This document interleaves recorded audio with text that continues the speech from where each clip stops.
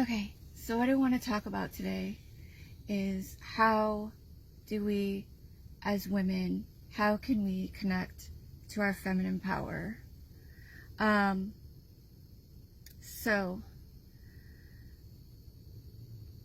I will tell you about my story and how I did it, and I hope that it helps all of you that are getting ready to have a baby. So, circumstance has it that while she was baking in my oven, the doctors wanted to induce me. And the child I had before Rhea, I was induced. And I wasn't exactly, fully aware of the keys that I have, the keys that all of us women have, to make it happen. And, it's hard, when you're in the final stages of your pregnancy and, just moving around. When you're in the final stages of your pregnancy and, just moving around is difficult. And you just feel like you don't have any energy to do anything. And, you just want the baby out. And it's getting close to your due date. And you're thinking, you don't know of any, you don't consciously really realize that you have it in you to get the baby out. We all hope for, the baby to just, in the middle of the night, you feel something and you go to the hospital and it's just a smooth thing, but it's not always like that. And you've got an inducement scheduled and you can't even sleep because all you're thinking about is getting to the hospital. And you're going to be injected with stuff that's going to force the baby out chemically, and you're absolutely terrified, and it's so horrible. I experienced that with my child Amaya, who I had before Rhea. And because I experienced that, I knew that I did not want that to happen again. So, over the years, I have become very spiritually aware and have connected with my spirit guides and some really fabulous women. I should say a woman, one woman in particular, and we sort of, throughout the years, she doesn't even live in the United States, but throughout the years we have connected, I feel like, on a telepathic level. So anyways, besides that,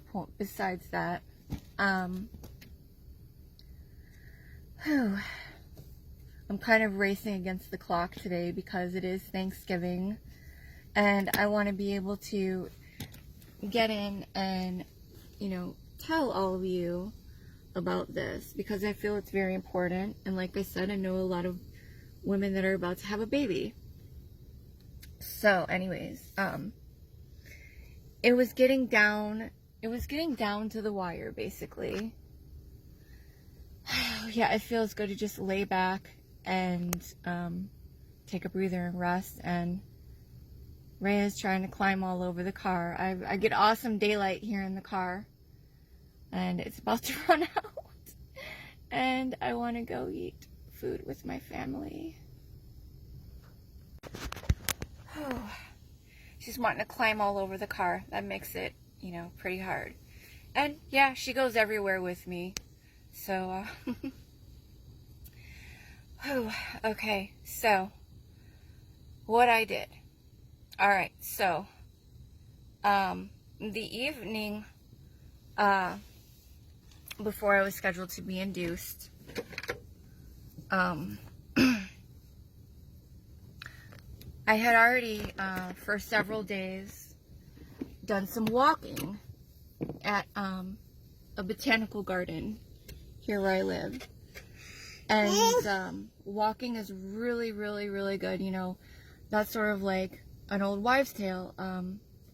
Get walking to open up your cervix, to get you dilated.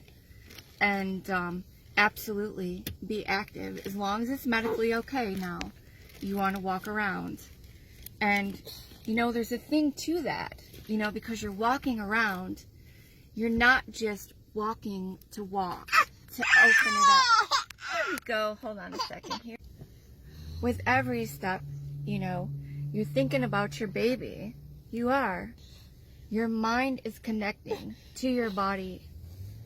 You're thinking about your baby coming out. So the action of walking and yeah, shoot. So after I walked, I checked out the flowers, and I picked out some flowers that intuitively felt like I was picking them for her. And when I got home, I wrote a letter to her, basically welcoming her into the world as her mother. And I placed the flowers in my windowsill with the letter, with some crystals, and placed them under the moonlight. And it was a full moon that night. Now it goes a little bit deeper. Oh, she's reaching for my beloved crystals, which I'll tell you about in a second. So I wrote the letter, I placed it in the windowsill with some crystals, and, you know, that night, I think it was actually, it might have been the day of the full moon, or the day after. I also started to sing to her. And I think that was probably one of the best things that I did.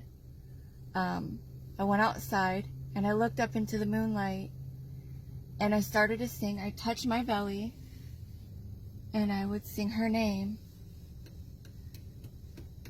Come on, Raya. I can't wait to meet you, Raya. It could bring tears to my eyes just thinking about that night and connecting. And you can get into it, you know, singing your child's name, looking out to the moon, as the moon symbolizes the feminine. The sun is a symbol for the masculine. So, you know, you can get into it. You know, rub your belly, do a little dance, sing your baby's name. Raya, Raya, Raya, Raya. Come on, Raya. Raya, Raya, Raya. Raya. Come on, Raya. You know, and I did that repeatedly throughout the night. And I made a tea. I will eventually tell you all about that tea and how to make it. I kind of have to recollect everything that I put in it. But I know cloves was one of the main things. And it basically was an infusion. I ground up cloves and some other things that, you know, I drank every hour for, gosh, I can't even remember how many hours I did it for, but I did it every hour on the hour. And I only drank about, I don't know, it might have been about a cup. I had a really big mason jar that had lines in it that I marked, so I knew how much to drink every time. So, and I would drink it, and I know that she would taste it, because when babies are in the womb, you know, they can taste the food that you eat, you know. So that's what I did. And I really feel that, you know, the flavors was a sign to her to wake up, and me connecting and singing to her. And, you know, I didn't just, you know, sing to her that one time. You know, I would talk to her throughout my pregnancy, but, you know, most especially the night before I'm scheduled to be induced, right? So I'm drinking the tea, I'm singing, I'm drawing down the moon's energy. I wrote a letter to her. And it's funny, I just was sort of like chilling, drinking the tea, reading a book. And I had started to get like contractions, and I figured they were just Braxton Hicks. I didn't even think they were the real thing. But I started to really think, these might be the real things. They're just scattered. So I just, I kept drinking the tea, doing my thing. And lo and behold, while I was talking to my stepmother on the phone, I started to notice, hey, you know, I think these are coming like every 3 minutes. And then we kind of laughed about it and started timing them, and it's like, holy moly, they are. I'm in labor. I did it. She's in labor. Oh my God. And they started getting closer and closer and closer. And the next thing I know, I feel like I have to use the bathroom. Oh my goodness. So I did go to the bathroom. And while I was in the bathroom, I called my OBGYN, who he wasn't available. So the next on-call physician was talking to me, and I'm like, yeah, I'm using the bathroom right now, and I'm pretty sure I'm having contractions, and told him how far they were coming apart. And they're like, you need to put down the phone and get to the hospital now. So that's what I did. And earlier that day, I also had put together a little bowl with some crystals, and I set them out on my table with a candle. And they were just, you know, I'm really spiritual, and I believe in symbolism. And crystals are a really good way to connect with Devic energy. And this is the same little bowl, and these are the same crystals that I selected the evening that I went into labor.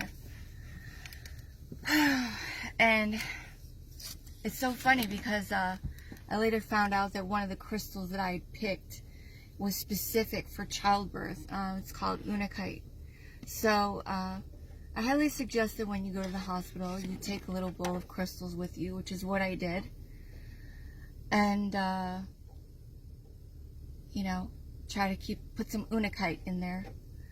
So I kept the bowl of crystals near me on the table. And it was funny. When I got to the hospital, and anytime somebody would come in the room to check on me, it seemed like they'd glance over and they'd look at those crystals on the table. And people kind of stayed at bay and let me be. And it was a total different experience than what I had had with past births. I felt like, you know, the staff, just the doctors, my husband, everybody around me could feel that I was spiritually connected to my baby, and they knew not to interfere with me. And so I did it, and she came, and she came at 11:47 on September 11th, and I had a lot of reservations too about that, because September 11th is one of those days that was really sad in U.S. history. But